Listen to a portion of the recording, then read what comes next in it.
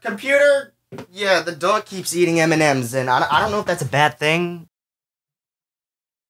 Nick, what are you doing on my screen? Dude, I was messing around with time travel, and I come from a place where video quality's fucking terrible, and I ended up here. Whoa. Yeah, that makes sense. Yeah, but now I can't seem to get out without making someone a theme song. Wow, what a coincidence! I was thinking about getting someone to make me a theme song.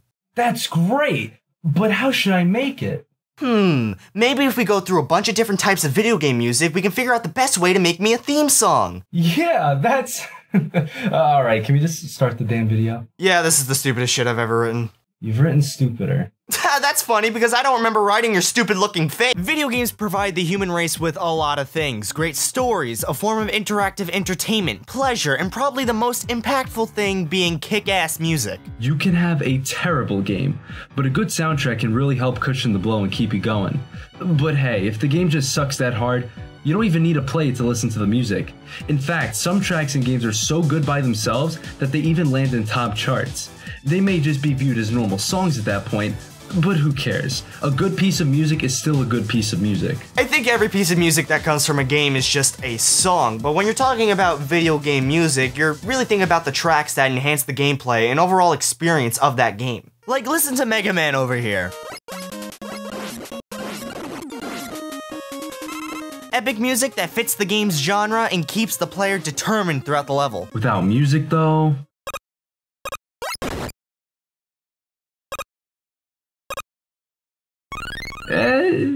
It's just not that interesting anymore. Mega Man isn't the series to benefit from a lack of music.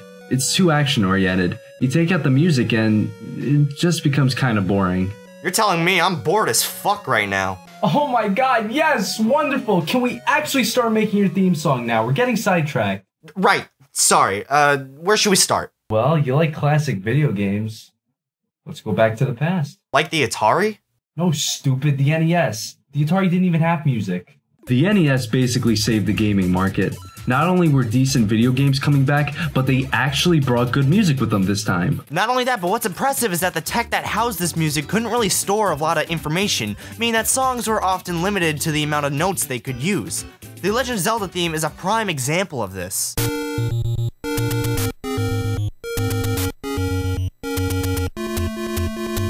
The NES's sound chip only has 5 channels on it, yet it was used to birth one of the most iconic pieces of music ever created. This is due to the Zelda theme utilizing modal mixture. This is when a song uses parallel chords in a passage, like an F major passage incorporating a little bit of F minor for some flair. It made the Zelda theme sound varied, despite having the same energy throughout.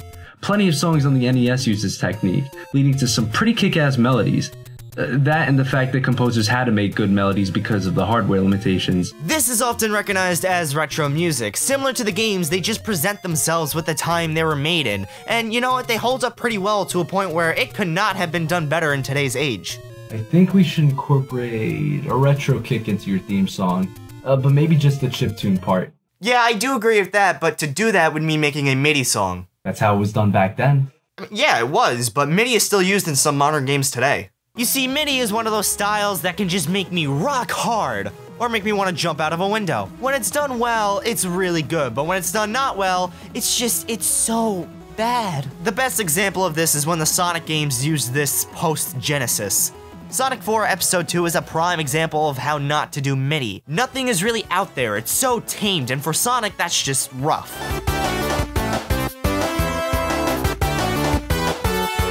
Where is the attitude? Where is the spunk? Where is the sex scandal allegations? I mean, this is just bland, yeah, but compared to other MIDI songs, it's just simply trash. Take the holy grail of video game music that will make you lose your virginity. Undertale. It sounds fucking good. So good, and it was all done on just a computer. Undertale. Despite the interesting fan base, Undertale is a pretty solid game with some fucking fantastic music. A big part of the music's charm, though, would have to be the use of leitmotifs. Oh, really? Yeah, dude, leitmotifs. They're essentially melodies reused throughout multiple instances to connect certain elements, depending on when and where they're used. For example, a part of Flowey's theme is used when you fight Azrael because, spoilers, are the same character.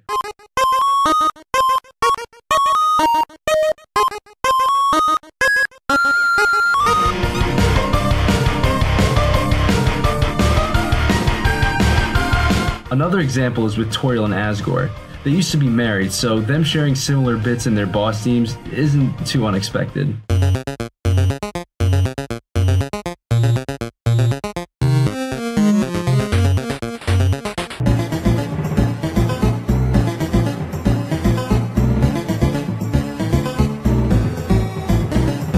Fun fact is that a part of Toriel's theme is in ASGORE's, but none of ASGORE's is in Toriel's, like how Toriel is still a part of ASGORE, but ASGORE is not even given the time of day by Toriel.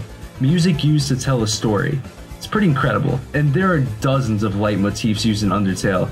The reason why I bring up this music device specifically for this game is because it's one of the best at using them. I know Kingdom Hearts uses them a lot, here's some in Persona, but Undertale is the cream of the crop for this in my opinion. That's really interesting. I never heard that before.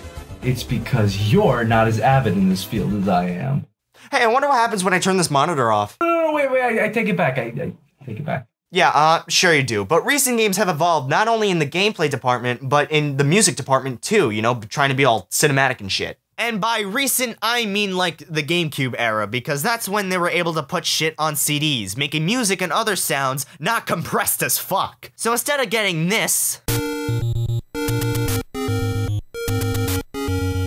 they started sounding like this.